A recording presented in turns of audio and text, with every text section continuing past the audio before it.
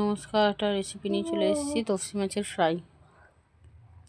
প্রথমে গোলমরিচ গোটা, কাঁচা লঙ্কা, ধনে পাতা, আদা, রসুনটাকে পেস্ট করে নেব মিক্সিতে। পেস্ট হয়ে গেলে দেখুন হয়ে গেছে। এবার মাছটার মধ্যে স্বাদ মতো নুন, হলুদ গুঁড়ো আর ধনে পাতা, কাঁচা লঙ্কা, আদা, রসুন সব পেস্টটা ঢেলে দিয়ে দেবো। দিয়ে মাছটাকে মাখিয়ে নেব।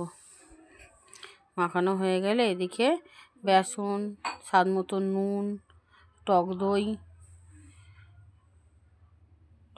একটু, হলুদ গুঁড়ো, লঙ্কা গুঁড়ো, ডিম একটা, একটু ওই ধনে পাতা, কাঁচা লঙ্কা, রসুন, আদা এই পেস্টটা ছিল ওর মধ্যে একটু দিয়ে দেবো। দিয়ে ভালো করে মাখিয়ে নেবো একটু। তারপরে একটু কালো জিরে দেবো। কালো জিরে দিয়ে অল্প অল্প জল দিয়ে দেখুন ঘন একটা বানিয়ে নিলাম ব্যাটারটা। এবার একটু গরম তেলটা দিলে একটু ক্রিস্পি হয়। এবার ওর মধ্যে দিয়ে